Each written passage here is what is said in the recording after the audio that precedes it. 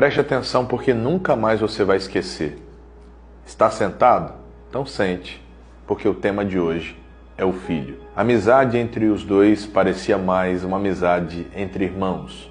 Aqueles bons irmãos. Eles saíam juntos, conversavam, pescavam, eram amigos. O pai estreitou o relacionamento com esse garoto porque a sua esposa havia falecido. Ele era um homem milionário, muito reservado, mas totalmente dedicado à criação do seu filho. Ele tinha poucos hobbies, mas um dos hobbies que ele possuía era colecionar quadros preciosos. Picasso, Van Gogh, Leonardo da Vinci.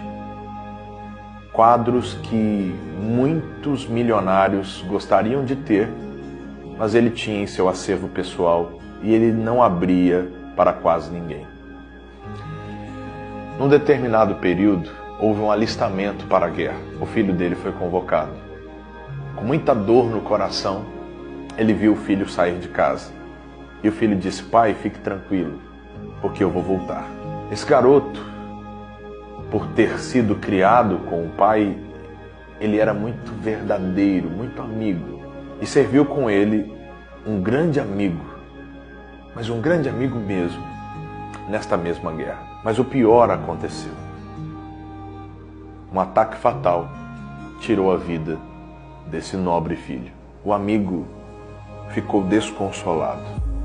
A notícia chegou ao pai e esse amigo ficou responsável de levar o que sobrou do fardamento para o pai, que estava inconsolável. No meio do caminho ele teve uma ideia e ele pegou uma folha e ele rascunhou um desenho, os principais traços do rosto daquele seu grande amigo. E junto com o que restou do fardamento, ele entregou também o desenho. O pai, inconsolável, abraçou aquele amigo e disse: muito obrigado por retratar tão fielmente os traços mais marcantes do meu filho.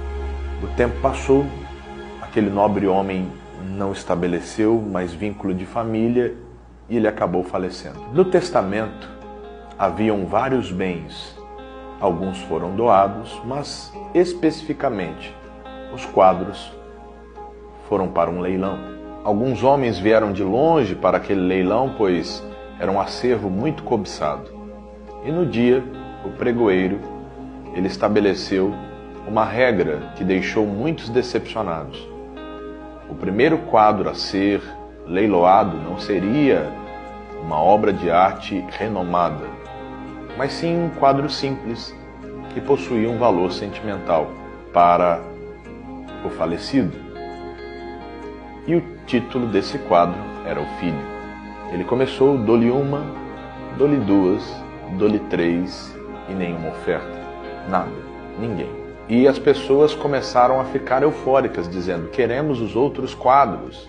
Passe logo esse do filho. Ele disse: enquanto não houver o arremate do quadro Filho, o leilão não prossegue. E um dos homens que estava ao fundo, ele não foi com o objetivo de adquirir um quadro, até porque ele era motorista de um dos milionários. Ele levantou a sua mão e fez uma humilde oferta. Era tudo que ele tinha no bolso. E ali foi lançado: dou-lhe uma, dou-lhe duas, dou-lhe três. E ele adquiriu aquele quadro. No momento que ele adquiriu, houve uma comemoração muito grande. Alguém gritou: pronto, agora vamos começar e vamos para a parte que nos interessa. E aí o pregoeiro bateu o martelo e disse: o leilão está encerrado. Todos entraram em choque, discutiram e falaram: viemos de longe, pagamos um alto preço, largamos nossos compromissos por nada. Como assim? Ele abriu o testamento e no testamento estava escrito que aquele que adquirisse o quadro, o filho, ele seria o detentor de todos os outros quadros que estavam ali naquele leilão. Aquele humilde homem adquiriu o filho e ele adquiriu tudo. No Evangelho segundo João, no capítulo de número 3, no versículo 35, diz assim: O Pai ama o Filho e todas as coisas entregou nas suas mãos. Aquele que crê no Filho tem a vida eterna, mas aquele que não crê no Filho não verá a vida, mas a ira de Deus sobre ele permanece. Quem tem o Filho tem tudo. Talvez você ainda vive numa falsa ilusão de que as coisas materiais elas podem suprir aquilo que é essencial.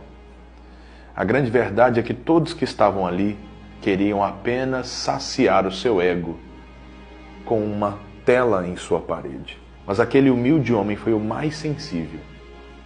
E ele sabia, lá dentro do seu coração, que aquele quadro era o mais valioso, porque não era o quanto ele valia, mas sim o que ele representava. Falando sobre a fé, quando você abre o coração para receber o Filho, você também recebe todas as bênçãos concernentes ao reino dos céus. Que Deus te abençoe e que hoje você receba o Filho como teu Salvador.